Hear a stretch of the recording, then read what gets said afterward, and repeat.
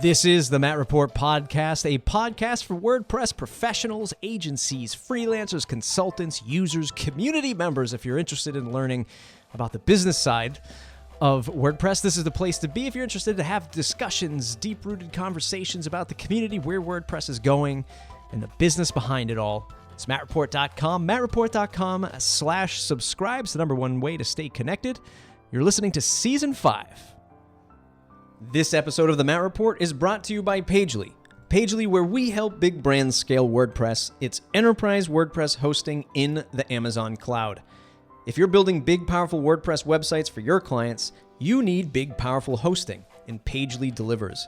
I use Pagely for my websites and e-commerce shops, so I trust their service, and I have no issues recommending them to you. Look, I only bring on sponsors that I trust. And who else trusts Pagely? Verizon, eBay, Disney, Twitter, and more. You can see that right on the homepage of their website. Pagely is the OG of WordPress managed hosting, and they're innovating the market every single day. If your clients trust you to write scalable code, then trust Pagely to host it for you. Check out pagely.com. So what's Thomas Griffin better at other than golf? Running a SaaS business. Even shifting from plugins to SaaS is something that Thomas has seen himself go through in the last few years. And I've had him on a few times on the show before, and it was all about sort of his plugin business and sort of how he optimized that. He's another one, like a Brad Tounard, who's very analytical, sort of looking at all of the ebbs and flow of business, user interaction, marketing, requests for features and functions, that kind of thing, and really sort of tying it all in and distilling everything down into a great product at the end of the day. Super excited to have him back on the show. Super excited to have Corey and Sam talk to him.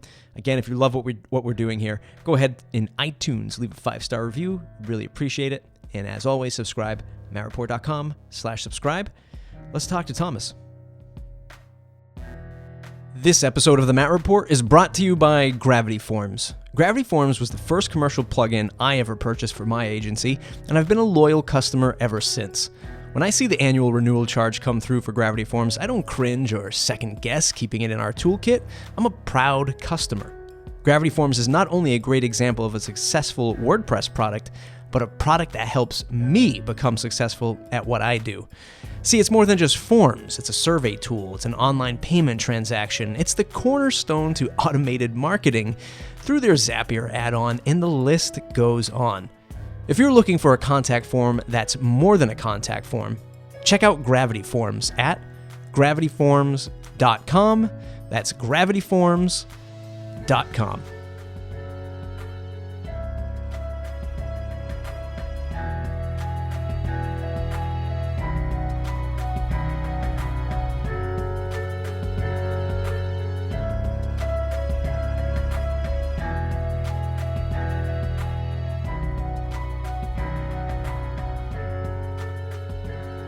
Sam here with my co-host Corey, and we have Thomas Griffin from OptinMonster joining us. So thanks for joining us, Tom. Yeah, thanks for having me, guys. I'm excited to be here today.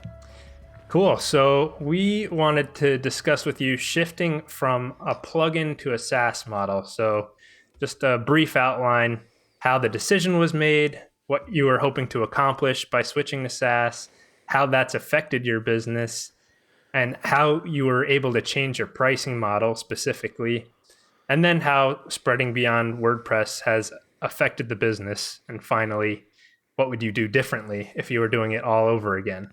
So that's kind of the basic outline, and we'll see how much we stick to that. But first, can you provide a quick summary of OptinMonster and what your role is there? Yeah, sure. I'm happy to do that. So I am partner and co-founder at OptinMonster. Generally speaking, I'm the CTO at Automotive, which is a company that houses the brand OptinMonster in particular. But yeah, so my business partner, Syed, who runs WP Beginner, is pretty well known in the WordPress space. We started OptinMonster. We originally got together in January of 2013 to discuss the idea and then kind of put together a plan, an outline of what we wanted to do. And then later in that year in September is when we officially launched it as a WordPress plugin. So that's kind of the basic gist. I feel like OptinMonster is an OG. It was only 2013 that you launched. Yeah, it was 2013. Syed and I originally met in 2012 at WordCamp Atlanta. We chatted there. I was in the process of creating a different product, Soliloquy, and he was interested in partnering with me then, and I foolishly did not listen to him or partner with him at the time. So, you don't get many second chances in life, but I did get this one. And so we got together and met again at WordCamp Raleigh later that year, and we decided we wanted to work together on something. So that's when we met up and started discussing the idea behind OptinMonster. Cool. So OptinMonster used to be a WordPress plugin, and it was managed entirely inside your WordPress dashboard. But recently, what was it, about a year ago, maybe a little bit more, give or take? Yeah, I'm not sure. It was around April 2015, so not quite 2 years ago. 2 years ago, okay. You made the switch to a SaaS platform. So give us like an overview of that decision and what you were hoping to accomplish and what your concerns were. Yeah, so when we originally got together in January of 2013, our idea was actually to do a SaaS. We wanted to go to everybody and have it available for everybody. But at the time, neither of us really had the knowledge or experience of what it meant to be a SaaS platform. Nobody was really doing this at the time in WordPress other than Happy Tables from Human Made.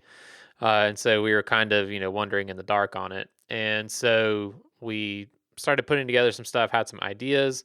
And about a month before out, we decided we were going to launch, tested it out on WP Beginner and List 25, which are two very highly trafficked and heavily trafficked sites. And we could not figure out how to make it scale at all. And it was just a disaster. And we thought, oh no, what are we going to do? But fortunately, we had built the SaaS on WordPress. And so data portability was very easy, and we already had a lot of the stuff already set up for it. So it took about 3 weeks or so, imported it into a plugin, and then released it as a plugin. So it was by accident, really, or necessity, whichever one you want to call it, that we actually launched as a WordPress plugin. We had invested 8-9 months into this thing, and we didn't want to just see it go to waste. And we knew we had a good idea, something that could do well in the market. And so we thought, well, we know WordPress, we know how to do a WordPress plugin. I'd already had experience with that stuff before with Soliloquy. I already knew how to set up the payment systems and licensing and, all the other type of infrastructure that you need for a product. And so that's when we decided to put together and we got it launched. And yeah, that's kind of how we got started into the WordPress plugin. So it was more out of necessity than by design. Gotcha. So was the plugin? So you built an app. It sounds like, which means integrated technology to then roll it over into WordPress. Was it still talking back to the app, to that original technology, or were you able to make it completely self-contained as a WordPress plugin? No, it was completely self-contained. And again, part of that was because it was already built on WordPress. And so even though it was an app itself, it still had a lot of the pieces of WordPress in it. And so it was very easy to just kind of pick up and port things over. All we had to do was register a custom menu item and some pages inside of the WordPress area. But most of the rest of it was mostly the same, as far as the WordPress piece was concerned. So in that regard, it wasn't terribly tough to get, integrated. And the stuff that we had built in that was app specific, we were just able to port over and drop into the plugin. So really the only thing we had to do as far as connecting to our site was license verification.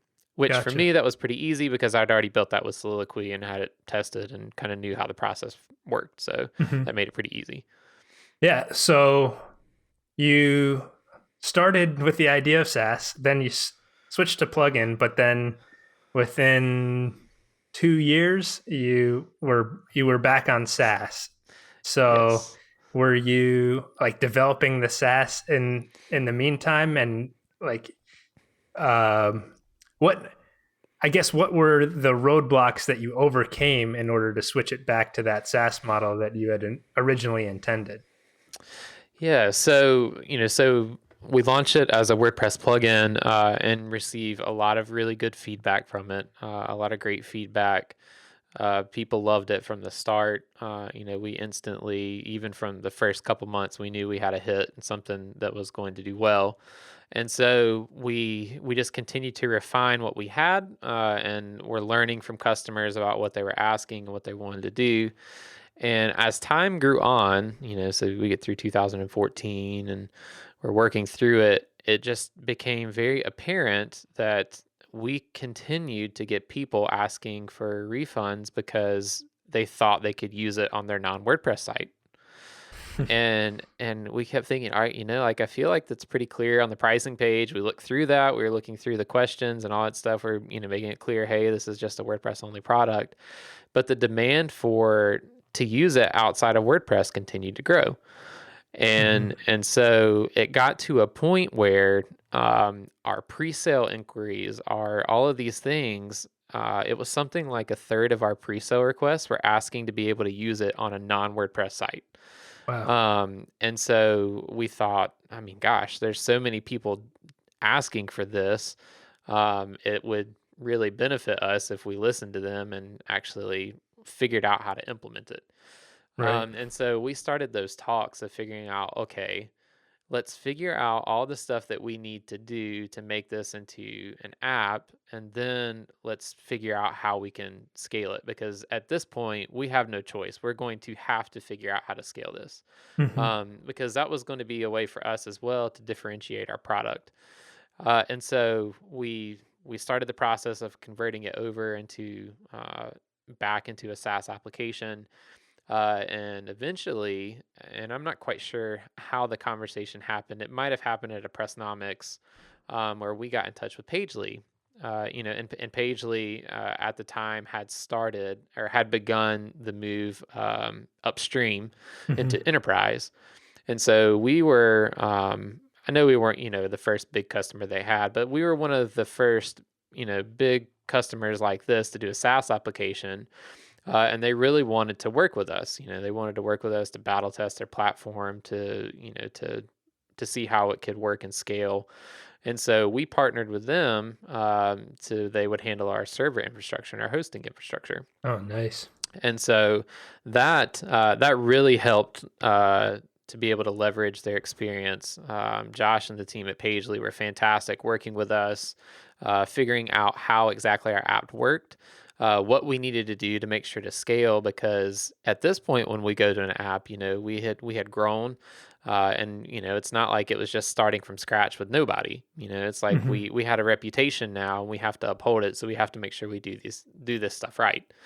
And so talking with them, figuring out strategies of how we're going to implement this, what it's going to look like to scale, how we're going to handle caching, what type of policies will we put in to do that. To make sure that when we go live with this thing, it's not like, a constant something's down, got to be fixing something, all that. And to their credit, from the time that we launched, even until today, I think we've maybe only had 2 or 3 issues. You're jinxing yourself. Be careful. They have been fantastic. And any issue that did come up, they were immediately on it, looking at it, getting it taken care of. And it amounted to very, very minimal interruption of the service. And so it's been, we were very fortunate to be able to partner with them and just have them and their knowledge and expertise on just hosting infrastructure and what it looks like to scale. And so that piece, once that finally came together, again, we knew we had a product that people liked. So when that all of that stuff came together, we were able to launch about April 2015. Nice. So from a business perspective, again, you started the original goal was SaaS, and then you switch to WordPress plugin and then switch back to SaaS. From a business perspective, why, you meet somebody at a WordPress conference, you don't usually talk about launching a SaaS app, even if you're going to build it on top of WordPress. In your mind, why were you focused on SaaS? Well, we knew that the market for this was a lot bigger than just WordPress. This is a marketing tool, and there are certainly many, many other people, businesses, companies out there that need marketing tools that don't use WordPress. And so we knew from the start that the market for this would be very large. But obviously choosing WordPress. Now, WordPress is the largest of the content management systems, right? But there's a huge number of websites that don't have a content management system at all. And then there's an even more significant number of websites that don't use WordPress that use a ton of marketing tools that have a lot of marketing needs. So we kind of knew from the onset that part of the business strategy in the future, even if we weren't able to do it immediately, would be to make sure that our addressable market would be anybody who has a website, which is a lot larger than anybody who has a website on WordPress. Mm-hmm. Makes sense. Yeah, so let's try and get into the nitty gritty here. So you launch a SaaS, and in those first few months, are you phasing out the plugin, and if so, how does that affect support? Yeah, so we made sure to identify when we planned to launch this out. We had some beta testing process with people who were already using the plugin, to work out some kinks and things, and then we did an end of life policy on the plugin. So we gave until the end of that year, a full 8 months of saying, hey, we will continue to support this. We will continue to provide bug fixes and security updates for it, and until the end of, I believe it was 2015. And we made sure to give our customers ample time, ample updates and notices and things, saying, hey, this is what we're doing. This is why we're doing it. We have a full migration strategy from the plugin to the SaaS. That's something that we pre-built. We had documentation for how you convert and how you migrate over. And we said we'll work with you to make sure that you can get everything set up like you had in the WordPress plugin itself. And so as far as that went, that went as smoothly as you can expect a big change like that to happen. But our support team and documentation team did a really, really good job of understanding where the user is coming from and trying to craft their responses and the way they handled it and documentation in a way that's like they're in the user's shoes. And so I think that overall went over very well. And plus, as we continue to add features to the app itself, it just continued to become a more compelling offering than the plugin itself. Right. And so even people who might have had hesitations to begin with, eventually said, okay, hey, there's a lot of stuff on this SaaS app that I really want and that I think will be valuable. They've got a migration process, they've got documentation. I know their support is good and can help me out. So I'll make that happen. And so, we had a very successful migration over in general. Gotcha.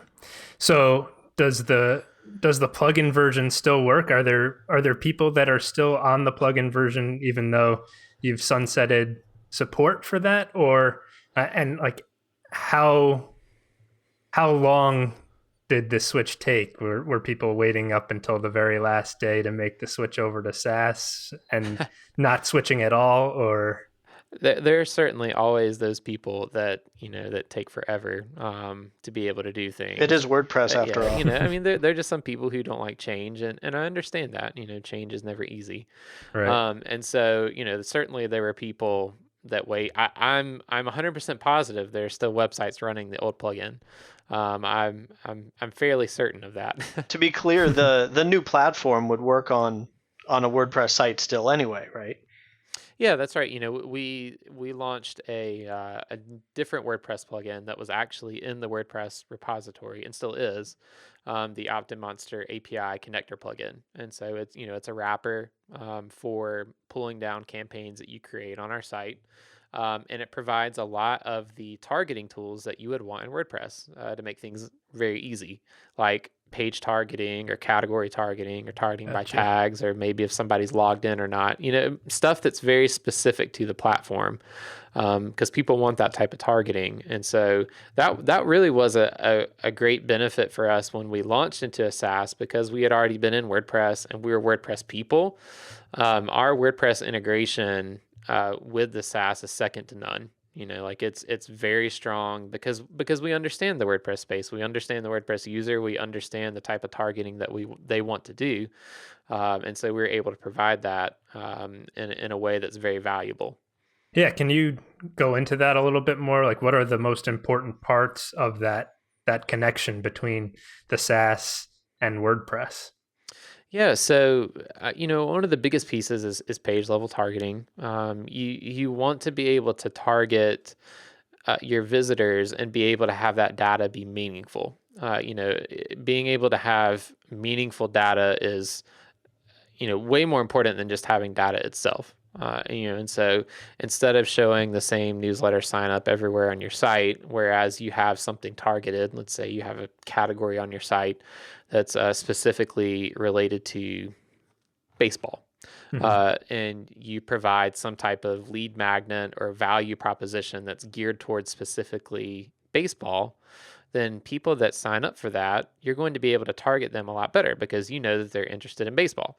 Versus if your site is about all sports, well, now you've got somebody that signed up for a newsletter and you have no clue if they like golf or if they like basketball. They might not even care about baseball. So the page level targeting piece, category targeting, all of that is very important to be segmenting your list and really getting more value out of the people that are subscribing. And technically, are you achieving that through the WordPress API, or do you have your own kind of technology that you're using to make those connections?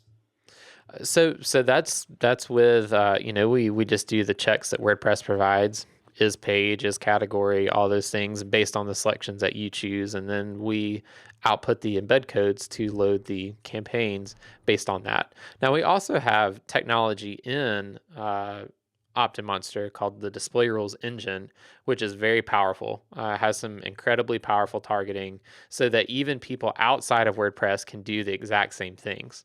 Nice. Right, so you can still do page level targeting. You can do all kinds of different targeting. You can target new versus returning visitors. You can target users that are using ad block. You can target people by particular geographic location. You can target people by whether or not they've interacted with another campaign. And the list can go on and on. So it's coupled. So you can use the Display Rules engine, and then for that WordPress specific targeting, where you want to be able to target that easily, you have that as well. Yeah. So effectively, do you have two places where you could do the same thing in WordPress?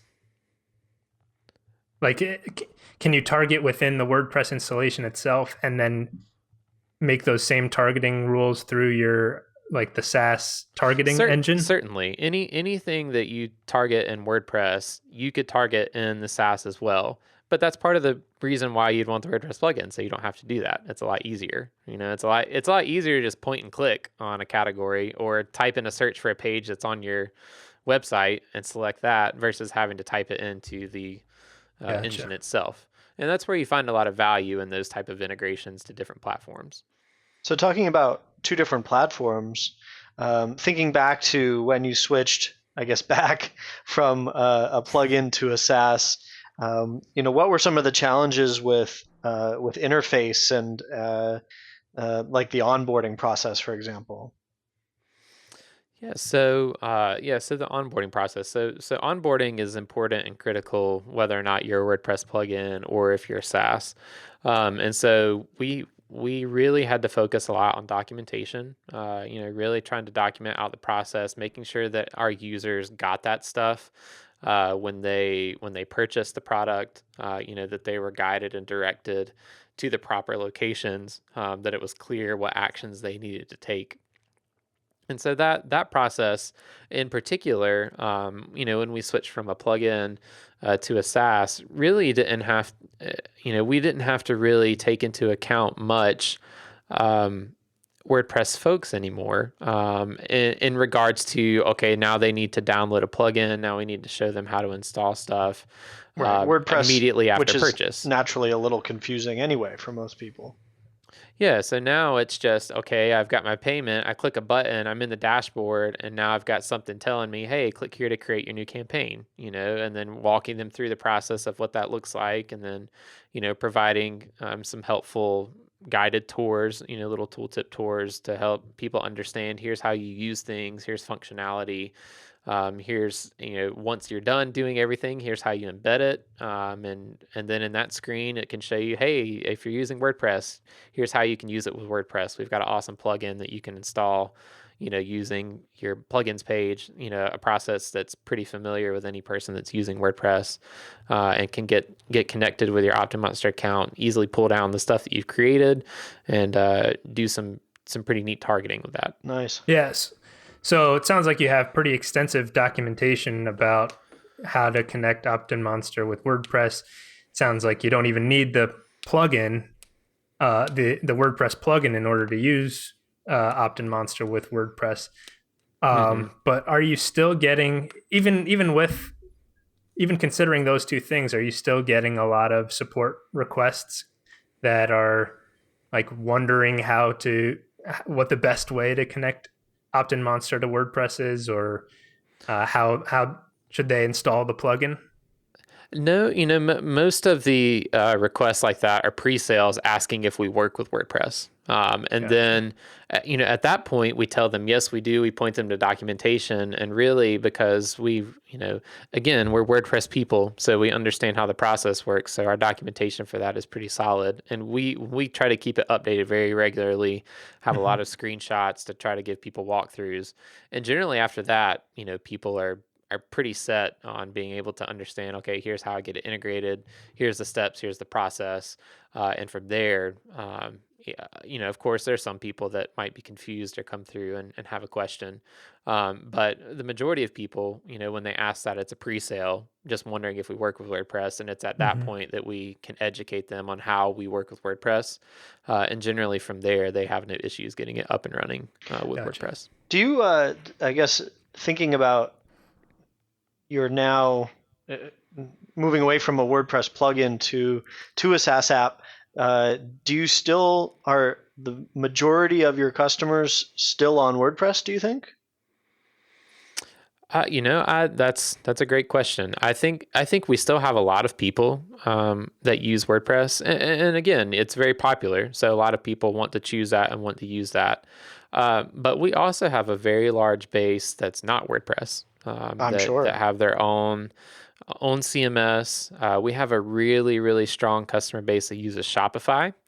And we have some really good integration with Shopify. And again, there's a lot of other different platforms that people use and people utilize, whether it be custom, homemade, or other CMSs like Drupal or Magento. That we have. So yes, we do have a large customer base in WordPress because that's where we started. But it's a large mix. Sure. And it's interesting. I'm wondering now about, I haven't heard anybody specifically or intentionally starting with a WordPress plugin saying, okay, I'm going to capture that market and then I'm going to see if I can move them to SaaS. You guys just kind of did it organically. That's really neat. We did it organically, and again, kind of out of necessity.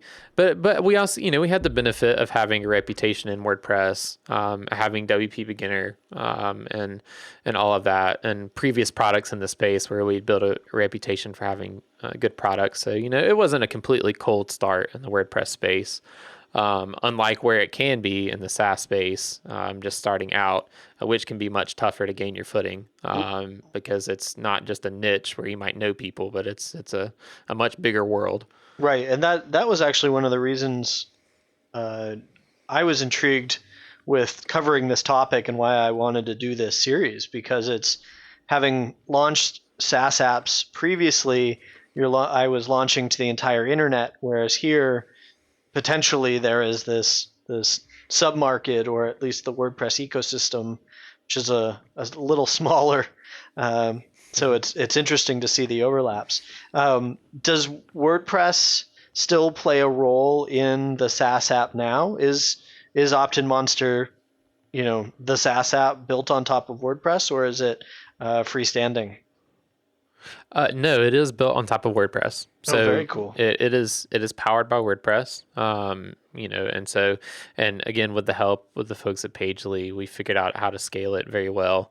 And WordPress works very well for us. And there are a lot of things that we do that people would probably call not the WordPress way, but we've done it out of necessity, because ultimately it's a business decision, and we need to do what is best for our business moving forward. And given that we have control of the platform being a SaaS app, if we need to do some things that aren't WordPress-y per se, then that's what we're going to do, because it's for the good of the business. Cool. So looking around the WordPress ecosystem, it seems like you're one of the few businesses that's been able to transition from plugin pricing to SaaS pricing. How did you do that? Can you tell us a little bit about the decision-making process going into that and how it's affected the business, any pushback, that kind of stuff? Yeah, so that's something that we wanted to do really from the start, but because the WordPress ecosystem and in general payments had not really matured at the time, there weren't really good solutions to do recurring payments or subscription billing. Now you could certainly roll your own, things like Stripe existed back then, but there weren't really good solutions to be able to do that. So really the SaaS subscription model was actually pretty tough. And so, when we first started, it was just like most other businesses at the time. It was just you buy a license, and then you get a year of support and updates, and then it eventually expires, but it doesn't preclude you from continuing to use the plugin. Mm-hmm. And we'd send out notifications to be able to renew your license. But that is not a foundation to build a sustainable business. It even though people might balk at the idea of having to continue to pay for something, in the end, if you find a lot of value in this tool that you're using and it's bringing value to your business, you don't want that tool to go out of business. Right. You want them to stay in business so they can continue to add value to yours. And so we always wanted to be able to transition to that. So when we moved to SaaS, we knew that was going to be a piece of it. So again, even at that time, 2014, 2015, the subscription stuff was still coming into its own. Now, WooCommerce had begun with I believe it's ProsPress. They had really started to come to the forefront of doing a lot of good subscription stuff in WordPress. Mm-hmm. But at the time we weren't using WooCommerce. So, we were a little strapped for what we used. So we used Easy Digital Downloads, and we took some of the stuff that Pippin had been working on and kind of molded it into what we needed it to do. And so now some people were not happy, about, what do you mean I have to pay every year, every month? But I mean, this is a SaaS subscription service, like you are using our service. So you'll pay to use the service. And when you stop paying, you lose access to that service. That's a basic tenet of any SaaS app. And so the move to that, we let people know, hey, this is what we plan on doing. This is how we plan on doing it. And again, we made that transition. We knew it was going to be good for the business. Even though it might have been tough, or it could have been tough, for potential new customers, but really it was never an issue. It was a non-issue for us. So there was no no drop in sales, no anything like that from switching to it. And again, the more that we updated the application and more value provided, it became that much easier to make that payment and make that initial purchase. Yeah. So do you have any idea like what percentage of the plugin customers eventually transferred over to the SaaS, at least the active plugin customers? No, I don't have a number off the top of my head. Like with any product, there will be people that buy it and they don't come back again. Right. It's just the nature of business.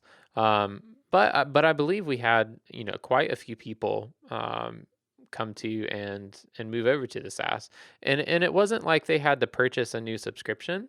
We grandfathered people in so that they could continue to use it.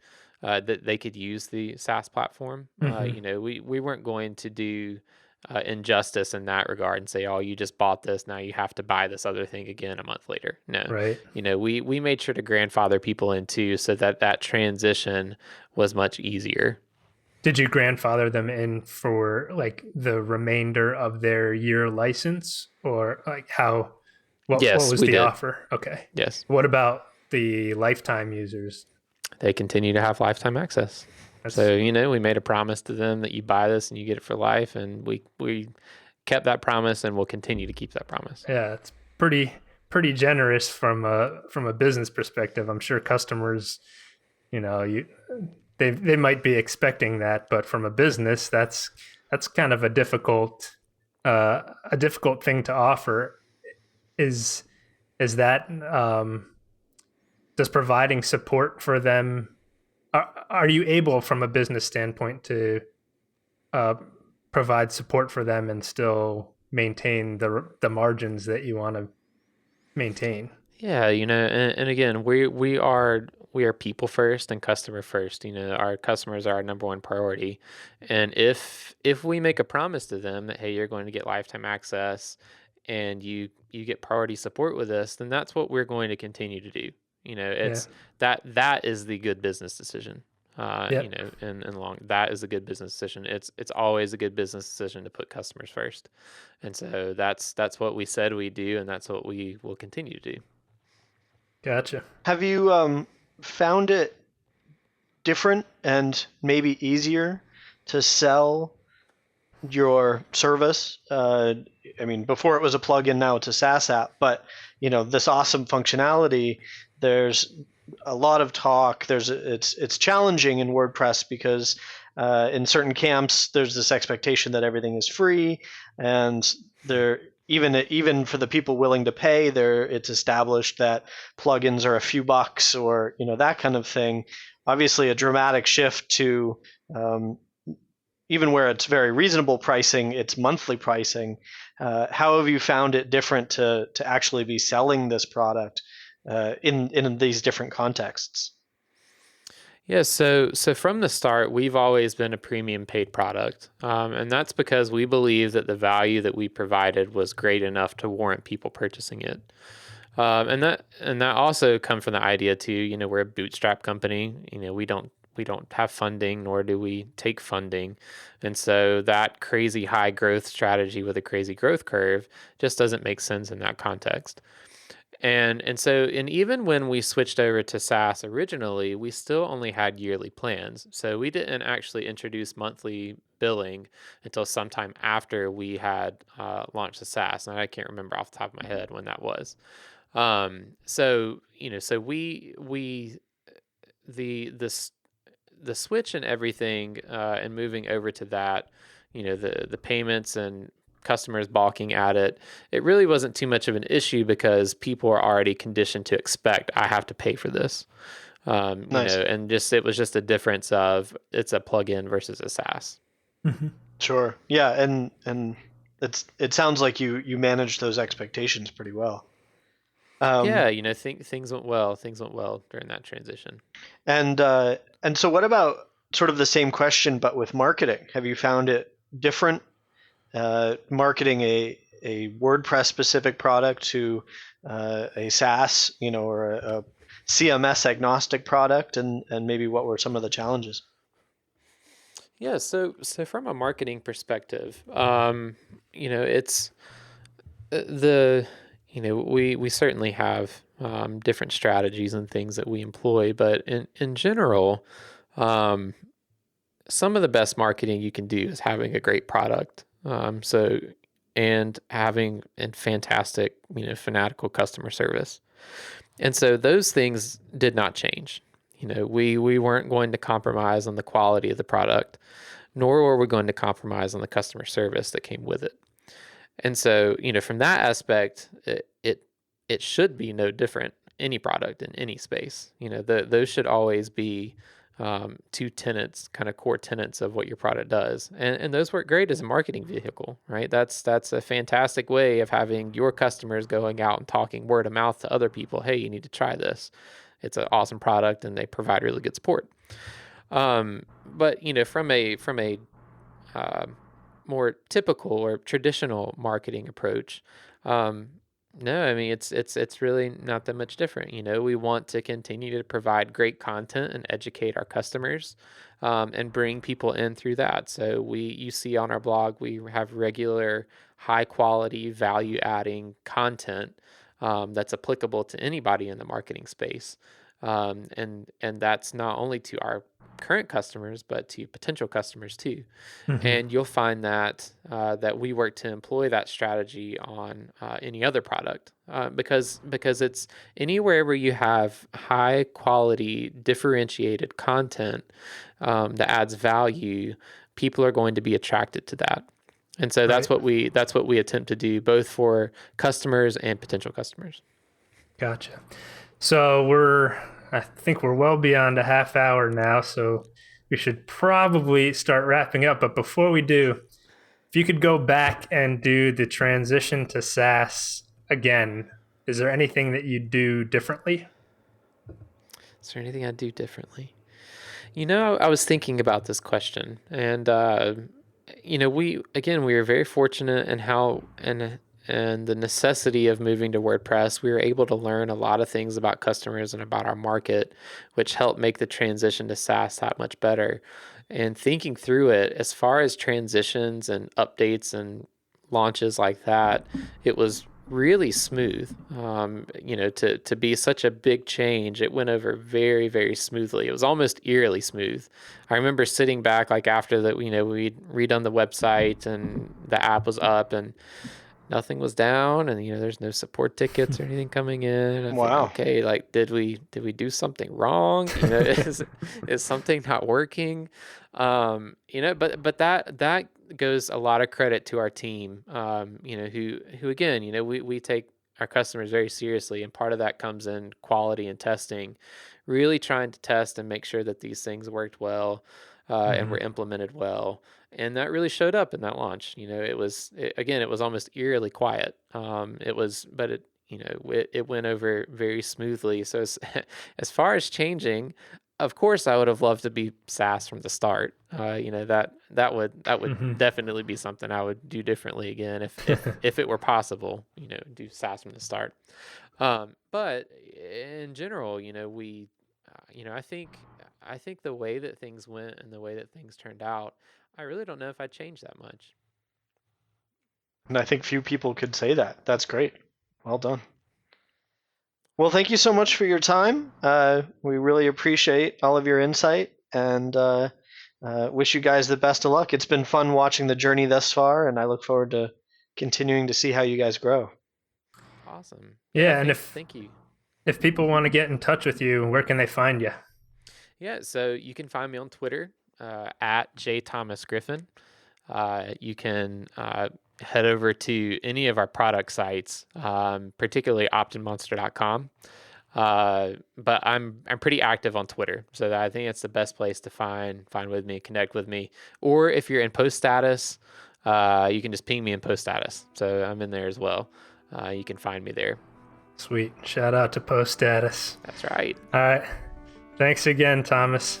Really appreciate it. I appreciate it, guys. Thank you. That was another episode of The Matt Report. I hope you learned something. I hope you got something out of it. It means a lot when somebody actually learns something from the conversations that I have here, either personal gains or business gains, whatever it might be, just learning your way in the crazy world of WordPress.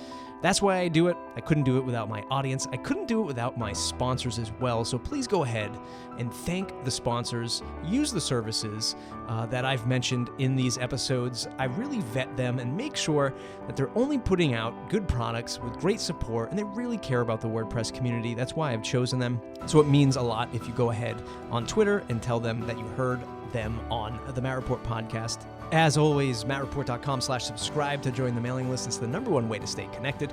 I send private videos there to my newsletter. It's really becoming much more than just a boring old newsletter, so I hope I can see you over there.